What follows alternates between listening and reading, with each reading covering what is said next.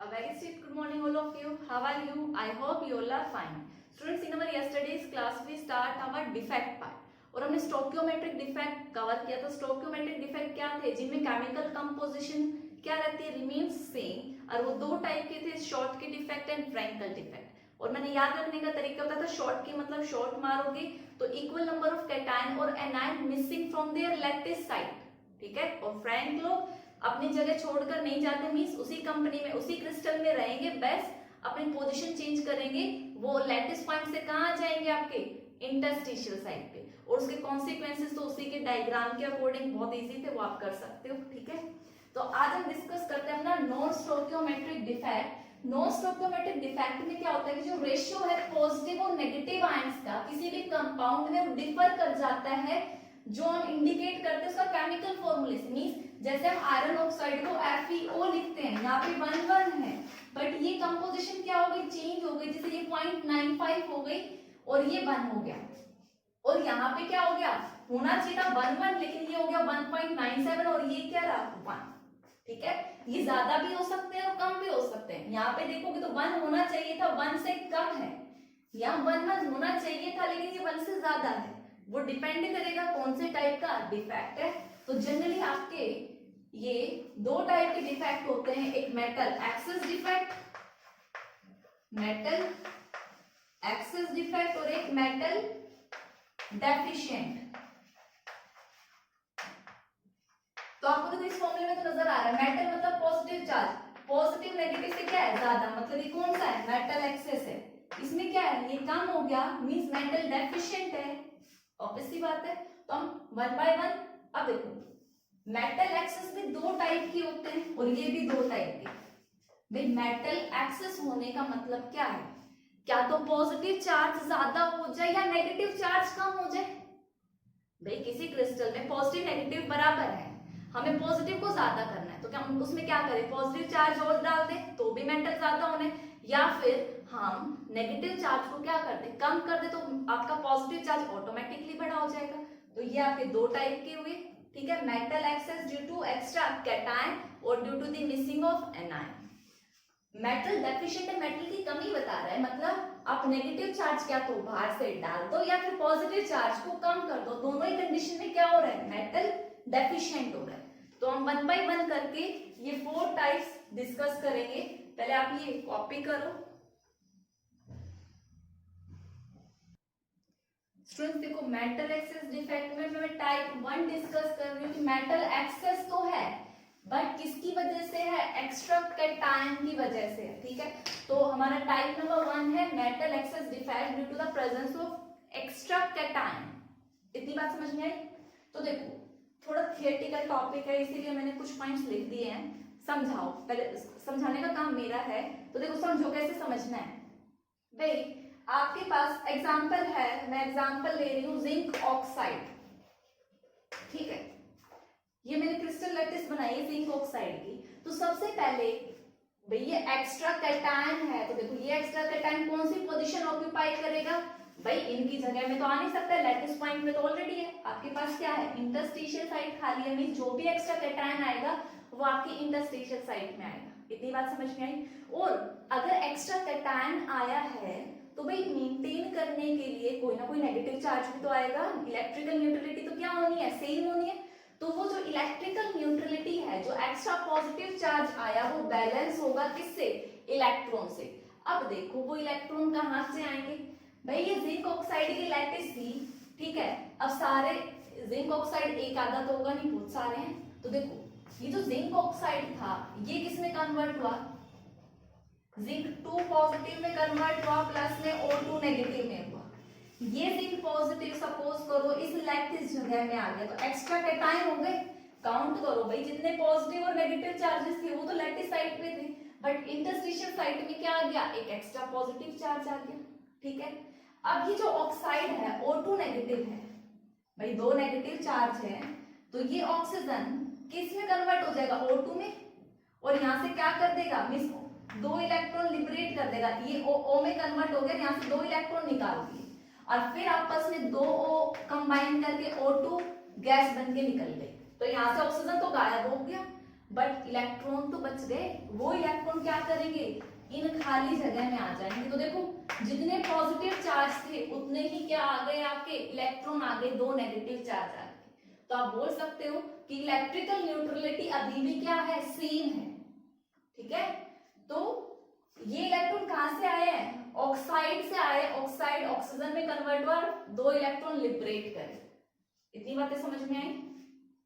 फिर ये जो डिफेक्ट है, देखो भाई कैटायन कहां आ रहा है, इंटरस्टिशियल साइट में आ रही है। सिमिलर सिमिलर नहीं है, जो हमने फ्रैंक लोगों की बात की थी फ्रैंकल डिफेक्ट में। ठीक है, तो ये सिमिलर है फ्रैंकल डिफेक्ट के, बट एक डिफरेंस है। फ्रैंकल डिफेक्ट में डेंसिटी का इंक्रीज नहीं हुआ था, क्यों, क्योंकि वहां मास का चेंज नहीं था। बट यहाँ क्या आ रहा है, एक्स्ट्रा कैटायन आ रहा है, तो यहाँ पे क्या हो रही है, डेंसिटी इंक्रीज हो रही है। ये डिफरेंस है। ठीक है, आई होप आपको मेटल एक्सेस डिफेक्ट आप समझ में आया होगा। अब नेक्स्ट पॉइंट लिखते हैं इसी में ही, क्या यहाँ पे कोई होल क्रिएट हुआ है, वैकेंसी खाली जगह क्रिएट हुई है इस डिफेक्ट में, नहीं हुई है। तो आप एक एक्स्ट्रा पॉइंट यहाँ लिख सकते हो, there is no hole present, या लिख सकते हो in this defect, in this defect there is no hole, किसी होल की कोई प्रेजेंस नहीं है। और देखो ये इलेक्ट्रॉन है, तो ये किसके लिए रेस्पॉन्सिबल होंगे, इलेक्ट्रिकल कंडक्टिविटी के लिए। ठीक है, तो आप बोल सकते हो कि जो मेटल एक्सेस डिफेक्ट किसकी वजह से, एक्स्ट्रा कैटायन की वजह से होता है, वो इलेक्ट्रिकल कंडक्टिविटी की भी प्रॉपर्टी शो करता है। तो ये था आपका metal excess defect due to the extra cation. अब हम देखेंगे metal excess defect due to the lesser number of, means वहां पे आप क्या करोगे, एनायन को रिमूव करोगे। स्टूडेंट नेक्स्ट है हमारा metal excess defect due to missing of anion. मैंने यही कहा था, एनायन क्या हो जाएंगे, आपके गायब हो जाएंगे। तो देखो मैं इसको आपको समझा रही हूँ NaCl का एग्जांपल लेके। भाई आपके पास ये NaCl का क्रिस्टल था, आपने इसको सोडियम वेपर में हीट किया, मींस भाई आपके पास ये है और आपके पास सोडियम के क्या है, वेपर है। भाई जब हीट करोगे तो सोडियम की टेंडेंसी क्या रहती है, Na पॉजिटिव बनाने की, और पॉजिटिव बनाएगा तो ये एक इलेक्ट्रॉन का क्या करेगा, लॉस करेगा। ठीक है, अब देखो लिखा क्या मैंने, when NaCl crystal is heated in presence of sodium vapour, आपने इस क्रिस्टल को सोडियम वेपर की प्रेजेंस में हीट किया। जो सोडियम वेपर लिखा वो ये है। ठीक है, तो क्या होगा भाई, इसने क्या बनाया, Na पॉजिटिव बनाया, तो ये जो Na पॉजिटिव है ये अपनी तरफ लैटिस से क्या करेगा, एक क्लोराइड आयन को निकालेगा। सपोज करो ये क्लोराइड आयन है, ये किसकी तरफ अट्रैक्ट होगा, वो इस सोडियम की तरफ अट्रैक्ट होगा। भाई देखो अगर मैं इस क्लोरीन की बात करूं तो यहाँ पे अट्रैक्शन 3 सोडियम के साथ है, एक नीचे 4 के साथ होगा। अगर ये बाहर आ जाता तो पूरा अट्रैक्शन एक सोडियम का इसको मिलेगा, यहाँ पे कुछ परसेंटेज मिल रहा है। तो किसमें इलेक्ट्रोस्टैटिक फोर्स ऑफ अट्रैक्शन है, इस क्लोरीन, ये क्लोरीन यहाँ पे तो 3 से सराउंडेड है। ठीक है, और ये बाहर आएगा तो पूरा एक पॉजिटिव इस क्लोरीन को मिलेगा, जबकि इस क्लोरीन को यहाँ से पूरा सोडियम तो नहीं मिल रहा, क्योंकि ये सोडियम, ये क्लोरीन और ये क्लोरीन भी अट्रैक्ट कर रहा है। तो आप बोल सकते हो इस सोडियम और जो लैटिस का एक क्लोरीन है उसके बीच में इलेक्ट्रोस्टैटिक फोर्स ऑफ अट्रैक्शन क्या होगा, ज्यादा होगा। इसीलिए क्लोरीन अपनी जगह छोड़ के क्या बना लेगा, NaCl बना लेगा। तो यहाँ से ये क्या करेगा, यहाँ से क्लोरीन को निकालेगा, रिलीज कर दिया। अब यहाँ पे क्या हो गया, एक होल क्रिएट हो गया आपका। ये क्या बना, यहाँ पे Na positive Cl negative, Na positive Cl negative, Na positive Cl negative और Na पॉजिटिव। यहाँ पे फॉरबिडन जगह आ गई, फॉरबिडन, यहाँ पे क्या होगा, ये इलेक्ट्रॉन आके ऑक्यूपाई हो जाएगा जहां से क्लोरीन निकला था। ठीक है, यहाँ पे क्या आ गया, क्लोरीन, और इसी सेंटर को हम क्या बोलते हैं, F सेंटर बोलते हैं। फॉरबिडन आ गया, मतलब खाली जगह आ गई, फॉरबिडन, पूरा नाम इसका बोले तो फारबे सेंटर। इतनी बातें समझ में आई, एग्जाम्पल और भी है। अब ये जो फारबे सेंटर है पहले समझ लो फिर मैं लिखवाऊंगी। आपने एक NaCl क्रिस्टल को सोडियम वेपर में हीट किया, तो सोडियम ने Na पॉजिटिव बनाया, उसने क्रिस्टल लैटिस से क्लोरीन को निकाला, NaCl बना के निकल गया। ठीक है, अब नेगेटिव चार्ज निकला है तो उतना ही नेगेटिव चार्ज यहाँ आना भी चाहिए, तभी तो इलेक्ट्रिकल न्यूट्रलिटी सेम रहेगी। तो ये इलेक्ट्रॉन इसकी जगह आ गया। तो देखो टोटल पॉजिटिव चार्ज और टोटल नेगेटिव चार्ज बराबर है, ठीक है। बट ये क्या है आपका एफ सेंटर है। ये जो एफ सेंटर है बहुत इंपॉर्टेंट है, क्यों? क्योंकि यहाँ इलेक्ट्रॉन है। एक तो यहाँ इलेक्ट्रिकल कंडक्टिविटी होगी, और दूसरा ये इलेक्ट्रॉन रिस्पॉन्सिबल होते हैं कलर के लिए। इसको और एनर्जी मिलेगी तो एक्साइटेड स्टेट में जाएगा, कम बैक आएगा तो क्या रिलीज करेगा, एक पर्टिकुलर एनर्जी कोरस्पॉन्डिंग वेवलेंथ के रिगार्डिंग रिलीज करेगा। तो ये क्या शो करेगा, कलर। तो डिफरेंट डिफरेंट टाइप के क्रिस्टल होंगे तो डिफरेंट डिफरेंट एनर्जी का इलेक्ट्रॉन यहाँ मिलेगा, और उसी के अकॉर्डिंग उसके क्या होंगे, कलर होंगे, ठीक है। तो अब मैं इसकी आगे की चीजें समझाती हूँ, आप इसको कॉपी करो। स्टूडेंट्स, जैसे मैंने अभी NaCl का लिया, तो NaCl के कोरस्पॉन्डिंग आपको कौन सा कलर मिलेगा, येलो कलर। अगर आप लिथियम क्लोराइड को लिथियम वेपर्स की प्रेजेंस में हीट करोगे आपको पिंक कलर, ऐसे KCl को हीट करोगे तो वॉयलेट कलर मिलेगा, ठीक है। ये जो डिफेक्ट है ये आपका सिमिलर है किसके जैसा, शॉर्ट की जगह शॉर्ट मारा था निकल गया था, तो देखो यहाँ पे क्लोरीन अपनी लैटिस साइड छोड़कर जा रहा है, तो सिमिलर किसके जैसा है, शॉर्ट की जैसा है। नेक्स्ट, जितने ज्यादा एफ सेंटर किसी में होंगे, एफ सेंटर की जगह आपका क्या आएगा, इलेक्ट्रॉन आएगा, उतना ही इलेक्ट्रॉन किसके लिए रिस्पॉन्सिबल है, कलर के लिए। तो जितने ज्यादा एफ सेंटर होंगे उतने ही कलर की क्या होगी, इंटेंसिटी होगी, उतना ही आपको ज्यादा कलर दिखाई देगा, ठीक है। और जिन सॉलिड्स में मींस जो ये सॉलिड शो करते हैं जिनमें एफ सेंटर प्रेजेंट होता है वो क्या होते हैं, सारे पैरामैग्नेटिक। क्यों? क्योंकि इलेक्ट्रॉन्स यहाँ पर पेयर नहीं होते, एक ही साइड में एक इलेक्ट्रॉन आएगा, वो अनपेयर्ड इलेक्ट्रॉन रहेगा। तो ये कुछ पॉइंट्स थे regarding metal excess defect due to missing of anions. अब हम डिस्कस करेंगे अपना second type, metal deficient defect. तो आप इसको कॉपी करो। स्टूडेंट, नेक्स्ट है metal deficient defect means metal की कमी। भाई मेटल की कमी कब होगी, जब मिसिंग ऑफ कैटायन हो, पॉजिटिव चार्ज मिस हो जाए। तो देखो मिसिंग बोल रही हूँ तो यहाँ पे क्या होगा, होल क्रिएट होगा, वैकेंसी डिफेक्ट क्रिएट होगी, ठीक है, वैकेंसी खाली होगी यहाँ पे। तो देखो यहाँ पे क्या होगा भाई, अगर मैंने एग्जांपल लिया आयरन ऑक्साइड का, Fe होगा, ठीक है। अब मैं मेटल की डेफिशिएंसी बोल रही हूँ, सपोज करो कोई Fe2 पॉजिटिव क्या हो गया, गायब हो गया। कितनी बात समझ में आई, गायब हो गया। तो अब क्या मींस यहाँ पे देखो cations are missing from their lattice position and creating cationic vacancy. Cationic vacancy create हो गई। अब क्या ये इलेक्ट्रिकल न्यूट्रल है, नहीं है, तो मींस अब क्या हो गए, नेगेटिव चार्ज ज्यादा हो गए, मींस अब हमें नेगेटिव चार्ज को बैलेंस करना पड़ेगा।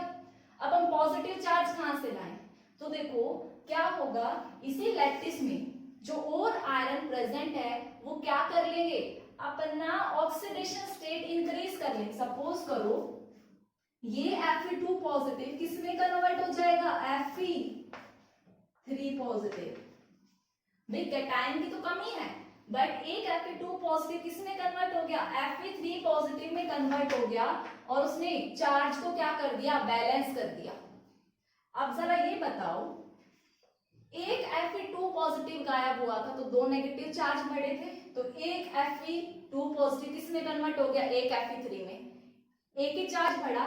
तो अब क्या करना पड़ेगा, एक चार्ज और इंक्रीज करना पड़ेगा। मींस जब आपके एक Fe2 गायब होगा तो आपके दो Fe2 पॉजिटिव किस में कन्वर्ट होंगे, Fe3 में कन्वर्ट होंगे, तभी आपका दो चार्ज बैलेंस होगा। इतनी बात समझ में आई, ठीक है। तो जनरली ये मैंने लिख दिया कि जो एक्स्ट्रा नेगेटिव चार्ज है वो बैलेंस होगा, उसी लैटिस के किसी कैटायन से वो कन्वर्ट हो जाएगा हायर ऑक्सीडेशन स्टेट में, ठीक है। जनरली ये जो डेफिशिएंसी है ये किस टाइप के सेमीकंडक्टर देते हैं आपको, पी टाइप के सेमीकंडक्टर देते हैं, ये याद रखना, पी टाइप सेमीकंडक्टर, ठीक है। और दूसरा ये डिफेक्ट कौन शो करेंगे, जो क्या शो करे, वेरिएबल ऑक्सीडेशन स्टेट। सपोज करो मैं बोलूं कि NaCl क्या इसको शो करेगा, नहीं करेगा, sodium variable oxidation state show नहीं करता, जबकि आयरन क्या करता है, 2+3+ वेरिएबल ऑक्सीडेशन स्टेट शो करता है। तो ये था आपका due to the missing of cation, ठीक है। तो आप इसको कॉपी करो।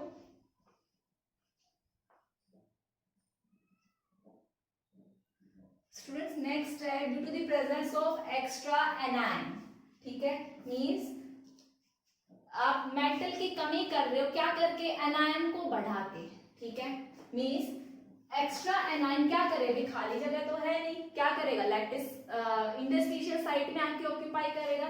सपोज करो एक्स्ट्रा 2 नेगेटिव आ गया आपके लैटिस साइट में, ठीक है भाई, एक्स्ट्रा डेफिशिएंसी हो गई कैटायन की, और एनायन की क्या हो गई, ज्यादा हो गई, एनायन बढ़ गया कैटायन घट गया, तो हमारा डिफेक्ट हो गया।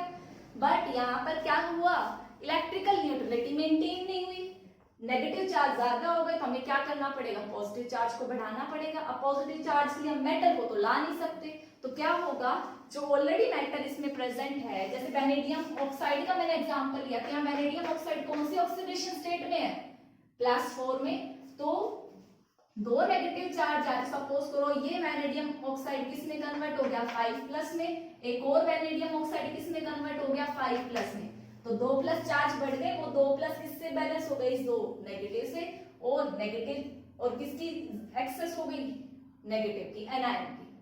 तो आपको ये एग्जांपल याद रखना है। तो यहाँ पे स्टूडेंट्स हमारे डिफेक्ट्स खत्म होते हैं, ये थियोरेटिकल टॉपिक है ज्यादा, तो आपको इनमें डिफरेंसेस याद रखने, एग्जांपल याद रखने, और इनकी वजह से प्रॉपर्टी में क्या चेंज आया वो याद रखना है, ठीक है। तो अब हम इससे रिलेटेड एक न्यूमेरिकल देखेंगे डिफेक्ट से रिलेटेड, तब तक आप इसको कॉपी करो। स्टूडेंट देखो क्वेश्चन है, you have given composition given है, Fe की 0.93 और ऑक्सीजन की 1, तो देखो नाम ही इंडिकेट कर रहा है, ये फॉर्मूला ही आपको बता रहा है ये किस टाइप का डिफेक्ट है, नॉन स्टोक्योमेट्रिक डिफेक्ट, और यहाँ पे जो मेटल है वो कम है एनायन से, तो ये कौन सा हुआ, मेटल डेफिशिएंट डिफेक्ट हुआ। हमने FeO का एग्जांपल भी देखा था। तो यहाँ पे आपको पूछा है कि इस डिफेक्ट में, भाई मैंने आपको बताया था कि एक्स्ट्रा नेगेटिव चार्ज आ गया तो पॉजिटिव चार्ज क्या करेगा, उसको बैलेंस करेगा, Fe2 पॉजिटिव किस में कन्वर्ट होगा, Fe3 पॉजिटिव में कन्वर्ट होगा। तो आपसे पूछ रहा है आप कि बताओ कि Fe2 पॉजिटिव और 3 पॉजिटिव की कम परसेंटेज कितनी होगी, ठीक है। तो आप कैसे सॉल्व करोगे वो देखो। तो स्टूडेंट्स देखो, मींस आपको गिवन क्या है कि जो आयरन है वो टोटल कितना है, 93 मान लो, भाई 93 है, अगर मैं इसको 100% मानूं, और ऑक्सीजन कितना मानूं, 100। इस आयरन में आपके 2 टाइप के आयरन है, Fe2 पॉजिटिव और Fe3 पॉजिटिव, और ये क्या है, O2 नेगेटिव, ये टोटल 100 नंबर है, तभी तो 0.93 और 1 का रेशियो आएगा। अगर मैं इसका नंबर x मान लूं और इसका नंबर कितना होगा भाई, फिर 93 माइनस x बचा हुआ, और ये 100। आपको पता है ये जितने भी डिफेक्ट है, मैंने इलेक्ट्रिकल न्यूट्रलिटी का कंसेप्ट बताया था, सब में मेंटेन रखें, मतलब टोटल पॉजिटिव चार्ज किसके बराबर होगा, टोटल नेगेटिव चार्ज के बराबर होगा, ठीक है। तो देखो पहले टोटल पॉजिटिव चार्ज कैलकुलेट करो, तो इसके ऊपर 2 पॉजिटिव चार्ज है, टोटल कितने हैं x, तो मतलब कितना चार्ज आ गया, तो इस पे 2x प्लस में, इसके ऊपर कितना चार्ज है, 3 पॉजिटिव, और ये टोटल कितने हैं, 93 माइनस x, तो ये आपके पास क्या आ गया, टोटल पॉजिटिव चार्ज। ये किसके बराबर होना चाहिए, टोटल नेगेटिव चार्ज के। आप लिख सकते हो ऊपर यहाँ पे total positive charge equal to total negative charge. 1 पे 2 नेगेटिव है तो 2 पे कितना नेगेटिव चार्ज होगा, 200। अब आपके पास इक्वेशन है, आप इसको सॉल्व कर सकते हो, x की वैल्यू फाइंड आउट करनी है, x आ गया तो आपके पास Fe2 पॉजिटिव का नंबर आ गया और आपके पास Fe3 पॉजिटिव का नंबर आ गया। जब आप इसको सॉल्व करोगे तो x की वैल्यू आएगी 79, ठीक है, x की वैल्यू 79 आई, मतलब आपके पास Fe2 पॉजिटिव है 79 और Fe3 पॉजिटिव 93 में से क्या कर दो, 79 को सब्ट्रैक्ट कर दो, आपके पास कितना बचेगा, 14। क्वेश्चन में आपसे पूछा था परसेंटेज, ठीक है, तो परसेंटेज कैसे फाइंड आउट करोगे भाई, Fe2 पॉजिटिव की परसेंटेज निकालनी है, 2 पॉजिटिव कितने हैं, 79, टोटल कितने थे, 93 इंटू में 100, और Fe3 की कैसे निकालोगे, 14 अपॉन में 93 इंटू में 100। तो ये था आपका न्यूमेरिकल, जिसको आप सॉल्व कर सकते हो, इस तरीके के एग्जाम में पूछे जा सकते हैं। तो स्टूडेंट्स यहाँ पे हम अपना सिलेबस कंप्लीट कर चुके हैं, जो सीबीएसई ने अभी वेरी किया। सिर्फ एक टॉपिक रहता है मैग्नेटिक प्रॉपर्टीज, इलेक्ट्रिकल प्रॉपर्टीज का, तो वो मैं सीबीएसई में इंक्लूड नहीं है, वो इस ईयर एग्जाम में वहां से क्वेश्चन नहीं पूछे जाएंगे। बट मैं आपको थोड़ा सा उसका इंट्रोडक्शन कि केमिस्ट्री में कितना पार्ट है, ऑलरेडी वो आप फिजिक्स में पढ़ चुके हो बहुत डिटेल में। केमिस्ट्री में तो फिजिक्स का इतना सा पार्ट है, फिजिक्स का इतना सा पार्ट केमिस्ट्री में है, डिटेल में नहीं है, ओनली डेफिनेशन है। तो मैं आपको जस्ट डेफिनेशन एक बार रिवाइज कराऊंगी। यहाँ पे हमारा चैप्टर ओवर हो गया फ्रॉम सीबीएसई सिलेबस के अकॉर्डिंग, ठीक है। तो आपको एनसीईआरटी क्वेश्चंस की प्रैक्टिस करनी है, तब तक आप ये कॉपी करो।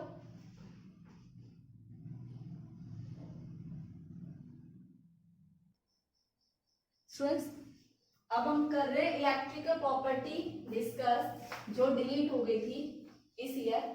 एक बार रिकैप देख लेते हैं। तो देखो, आपको पता है इलेक्ट्रिकल प्रॉपर्टी में दो टाइप की चीजें होंगी, एक कंडक्टर और एक इंसुलेटर। इंसुलेटर जो इलेक्ट्रिसिटी अपने में से पास नहीं होने दे, ठीक है, और कंडक्टर्स क्या होंगे, जो इलेक्ट्रिसिटी कंडक्ट करे, और उनकी कंडक्टिविटी रेंज क्या होती है 10 की पावर 4 से 10 की power 7 ohm inverse centimetre inverse. Conductors आपके दो टाइप के, metallic conductor and electrolytic conductor. Metallic conductor में क्या होगा, due to the movement of electrons की वजह से, और ये किसकी वजह से होगा, due to the movement of ions की वजह से। ये डिफरेंस है, ठीक है। वहीं पे मैं फिर सेमीकंडक्टर की बात करूं, सेमीकंडक्टर में कंडक्टिविटी रेंज इस रेंज में होगी 10 की पावर 6 से 10 की पावर 4, इससे तो कम होगी, ठीक है। अब सेमीकंडक्टर होता है दो टाइप के, एक इंट्रिंसिक सेमीकंडक्टर और एक एक्सट्रिंसिक सेमीकंडक्टर। अब देखो, इंट्रिंसिक सेमीकंडक्टर क्या है कि भाई सिलिकॉन है,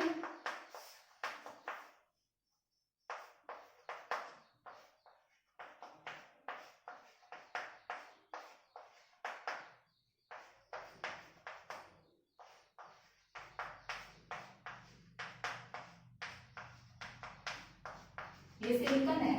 आपने क्या किया, आपने टेम्परेचर इंक्रीज किया, टेम्परेचर बढ़ाया, टेम्परेचर बढ़ाने से ये बॉन्ड क्या कर गए, ब्रेक कर गए, ब्रेक कर गए तो एक एक्स्ट्रा इलेक्ट्रॉन रिलीज हुआ और एक होल क्रिएट हुआ। तो यहाँ पे इलेक्ट्रिकल कंडक्टिविटी जो है वो किसकी वजह से, due to the movement of electron और due to the movement of holes की वजह से। यहाँ पे ये वाले बॉन्ड ब्रेक किए, तो इस टाइप की सेमीकंडक्टर को हम क्या बोलते हैं, इंट्रिंसिक सेमीकंडक्टर। फिजिक्स में आपने इससे बहुत ज्यादा डिटेल में पढ़ा था, बट केमिस्ट्री में इससे ज्यादा डिटेल में नहीं है। अब हम डिस्कस करते हैं एक्सट्रिंसिक सेमीकंडक्टर।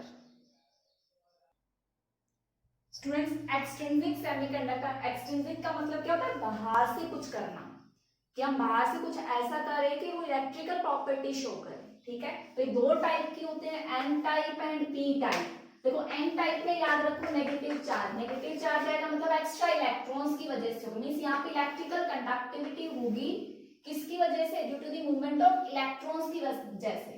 पी टाइप से याद रखो positive, means movement of, positive आएगा तो पॉजिटिव होल होता है, तो होल की मूवमेंट की वजह से। इसमें हम डालते हैं पेंटावैलेंट इंप्योरिटी और इसमें डालते हैं ट्राईवैलेंट, मींस 3 पॉजिटिव इंप्योरिटी और पेंटावैलेंट मींस 5 वैलेंसी वाली इंप्योरिटीज, ठीक है। मींस आपका देखो ग्रुप नंबर 14 है, ग्रुप नंबर 14, तो इसमें हम डालेंगे ग्रुप नंबर किसकी, 15 की, और इसमें डालेंगे ग्रुप नंबर 13 की इंप्योरिटीज। 13 मींस बोरोन फैमिली, 15 मतलब नाइट्रोजन फैमिली में जो आते हैं आपके, ठीक है। 14 में आपका कौन है, carbon family. For example carbon में कार्बन, सिलिकॉन, जर्मेनियम आता है, ये जर्मेनियम है, ग्रुप नंबर 14 है। अगर 4 बॉन्ड बनाता है, 4 बनाए हुए हैं, सपोज करो एक जर्मेनियम को मैंने रिप्लेस कर दिया पेंटावैलेंट इंप्योरिटी से, ग्रुप नंबर 15 के से, किससे, आर्सेनिक से। तो आर्सेनिक ने 4 बॉन्ड तो बना लिए, एक इलेक्ट्रॉन अभी भी क्या है, एक्स्ट्रा है, 5 इलेक्ट्रॉन होते हैं वैलेंस शेल में, तो ये इलेक्ट्रॉन क्या करेगा, इलेक्ट्रिसिटी कंडक्ट करेगा, ठीक है। वहीं पे पी टाइप में मैंने क्या डाल दिया, ट्राईवैलेंट इंप्योरिटी डाल दी। सपोज करो मैंने इंडियम डाल दिया, इंडियम 3 पॉजिटिव होता है, ये एक बॉन्ड यहाँ नहीं बना पाया, यहाँ क्या क्रिएट हो गया, होल, तो ये इलेक्ट्रिकल प्रॉपर्टी शो करेगा due to the movement of holes की वजह से। तो ये थे आपके extrinsic semiconductor. Students next theory आती है बैंड थियरी। बैंड थियरी में हमारे दो टाइप के बैंड होते हैं, एक वैलेंस बैंड और एक कंडक्शन बैंड। नाम भी सजेस्ट कर रहे हैं ये बैंड क्या होल्ड करके रखेगा, आपके वैलेंस इलेक्ट्रॉन्स को होल्ड करके रखेगा। ये क्या होगा, एक तो पार्शियली फिल्ड होना चाहिए, ठीक है, और ये क्या हो सकता है, ये कंडक्शन बैंड के साथ ओवरलैप भी हो सकता है। और ये क्या होगा, लोअर एनर्जी पे होगा, और कंडक्शन बैंड क्या होगा, हायर एनर्जी पे। मींस अगर ये आपका बैलेंस बैंड है तो ऊपर क्या होगा, कंडक्शन बैंड। इनमें एनर्जी गैप ज्यादा नहीं होना चाहिए, क्या तो स्मॉल एनर्जी गैप हो या फिर ये दोनों बैंड क्या करें, ओवरलैप करें एक दूसरे पे, तभी वैलेंस बैंड के इलेक्ट्रॉन्स जंप करके कहाँ जाएंगे, कंडक्शन बैंड में जाएंगे और इलेक्ट्रिकल प्रॉपर्टी शो करेंगे। ठीक है, तो ये बस यहाँ पे आपके सिलेबस में इतना ही है कि what are conduction band, what are valence band. ठीक है, फिजिक्स में मैंने जैसे कहा कि स्टूडेंट एग्जाम में जब पढ़ते थे तो केमिस्ट्री का ये वाला पार्ट कहाँ से कवर करते थे, फिजिक्स से कवर करते थे। क्यों, क्योंकि वहां पे ऑलरेडी वो बहुत ज्यादा डिटेल में पढ़ चुके हैं। तो केमिस्ट्री के हिसाब से आपके इतना ही है, conduction band and valence band. आप कंडक्शन बैंड थियरी को थोड़ा कुछ इस तरीके से समझ सकते हैं। मैंने क्या बनाया, एनर्जी लेवल डायग्राम बनाई, ये आपका बैलेंस बैंड, ये आपका कंडक्शन बैंड। ठीक है, बैलेंस बैंड लोअर एनर्जी में होता है, कंडक्शन बैंड हायर एनर्जी में होता है। अगर ये जस्ट ओवरलैप कर रहे हो या एक दूसरे में एनर्जी गैप हो ही ना, तो ये क्या है, ये आपके मेटल है, मेटालिक कंडक्टर्स है। ठीक है, मेटालिक नेचर जो इलेक्ट्रिसिटी कंडक्टर, ये आपके क्या होंगे, सेमी कंडक्टर। इनमें जो गैप है वो ज्यादा नहीं है, इलेक्ट्रॉन इजीली जंप करके कंडक्शन बैंड में जा सकता है। बट यहाँ पे एनर्जी गैप क्या है, ज्यादा, तो इलेक्ट्रिकल प्रॉपर्टी शो नहीं करेगी। ये क्या आपके इंसुलेटर्स। तो ये डिफरेंस है जो बैंड थियरी बताती है, what are conductors, semiconductors and insulators. Students अब हम अपनी मैग्नेटिक प्रॉपर्टी डिस्कस करते हैं। मैग्नेटिक प्रॉपर्टी में डायमैग्नेटिक्स क्या होते हैं, ऐसा मटेरियल जो क्या करे, अप्लाइड मैग्नेटिक फील्ड्स को रिपेल करे, वो क्या, कौन सी प्रॉपर्टी शो करेगा, डायमैग्नेटिक की। इसमें सभी इलेक्ट्रॉन्स क्या होते हैं, पेयर होते हैं। ठीक है, और इसका नेट डाइपोल मोमेंट क्या होगा, नेट डाइपोल या नेट मैग्नेटिक मोमेंट क्या होगा आपका, जीरो होगा। ठीक है, तो ऐसे सब्सटेंस को हम क्या बोलते हैं, डायमैग्नेटिक बोलते हैं। ठीक है, इलेक्ट्रॉन्स जो होंगे वो क्या होंगे, आपके अपोजिट स्पिन में होंगे, जो स्पिन क्या कर देगा, कैंसिल आउट कर देगा, और कौन सी प्रॉपर्टी शो करेगा, डायमैग्नेटिक की। वहीं पैरामैग्नेटिक की बात करूं तो ये क्या करेंगे, अट्रैक्टेड होंगे by the magnetic fields. Means अपने अंदर से क्या पास कराएंगे, मैग्नेटिक फील्ड लाइंस को पास कराएंगे, अट्रैक्टेड बाय मैग्नेटिक फील्ड। भाई ये कोई सब्सटेंस है और ये सारी की सारी मैग्नेटिक लाइंस अपने में से पास कराएंगे। वहीं पे अगर मैं डायमैग्नेटिक की बात करूं तो मैग्नेटिक फील्ड लाइंस पास करा रहे तो इस सब्सटेंस में से पास नहीं होंगी। ठीक है, ये क्या होंगे, पैरामैग्नेटिक है, मींस क्या होगा, अनपेयर्ड इलेक्ट्रॉन्स प्रेजेंट होंगे, अनपेयर्ड इलेक्ट्रॉन्स प्रेजेंट होंगे, और नेट डाइपोल मोमेंट जीरो नहीं होगा।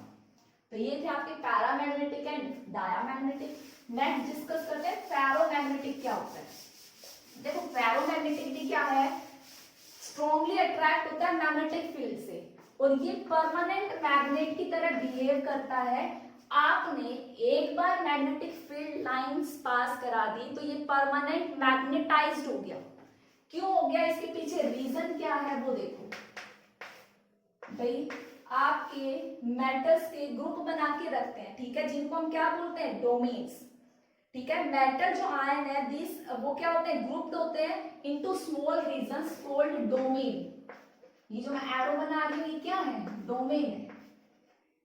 इन डोमेन की डायरेक्शन क्या हो रही है, कैंसिल आउट हो रही है सभी। इसका इधर है तो इसका इधर है, मतलब ये एक दूसरे को कैंसिल आउट कर रहे हैं। बट आपने एक बार मैग्नेटिक फील्ड अप्लाई कर दिया तो ये डोमेन्स क्या हो गए, एक डायरेक्शन में अलाइन हो गए, उसके बाद ये चेंज नहीं होंगे। ठीक है, अब ये जो जब अगर ओरिएंट हो गए एक डायरेक्शन में तो ये क्या होगा, इनका हाई मैग्नेटिक मोमेंट, और ये क्या हो जाता है, परमानेंट मैग्नेट की तरह काम करता है। तो तो ये था आपका फेरोमैग्नेटिक। अब हम नेक्स्ट करते हैं एंटी फेरोमैग्नेटिक। स्टूडेंट नेक्स्ट है एंटी फेरोमैग्नेटिक। एंटी फेरोमैग्नेटिक में जो नेट मैग्नेटिक मूवमेंट होता है वो क्या होता है, जीरो। क्यों? क्योंकि जो डोमेन्स हैं वो अरेंज होते हैं पैरेलल और एंटी पैरेलल, मींस एक डोमेन ऐसे तो दूसरा ऐसे, इक्वली नंबर में होगा, एक ऊपर है तो एक नीचे, तो वो उनका जो मैग्नेटिक मूवमेंट है वो एक दूसरे का क्या कर रहे हैं, कैंसिल आउट कर रहे हैं। तो ये क्या है, नॉन मैग्नेट की तरह बिहेव करता है, ठीक है। वहीं पे फेरी मैग्नेटिक में क्या है, डोमेन्स है पैरेलल और anti parallel but unequal in number में है, मींस उनका नंबर सेम नहीं है। कैसे, वो देखो, मींस भाई दो क्या हो गए आपके पैरेलल, तो एक क्या आ गया एंटी पैरेलल, फिर क्या हो गए तीन पैरेलल, फिर दो क्या हो गए एंटी पैरेलल।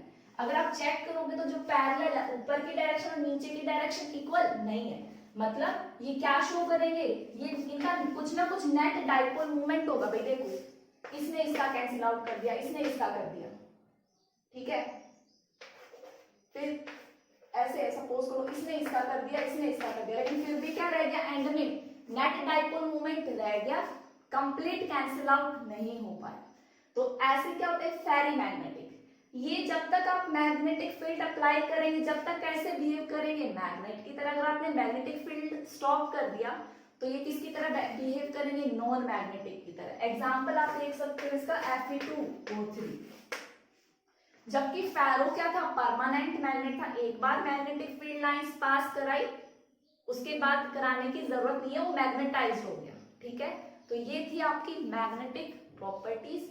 तो इसी के साथ स्टूडेंट्स हमारा ये सॉलिड स्टेट चैप्टर फिनिश होता है। ये जो मैंने बाद वाला बताया ये सीबीएसई में इंक्लूड नहीं है इस ईयर, बस मैंने आपको ये नॉलेज के लिए इसका इंट्रोडक्टरी पार्ट आपको एक्सप्लेन किया है, ठीक है। तो अब आपको जितने भी एनसीईआरटी क्वेश्चंस हैं वो आपको प्रैक्टिस करनी है। That's all for today's lecture. Thank you and have a nice day.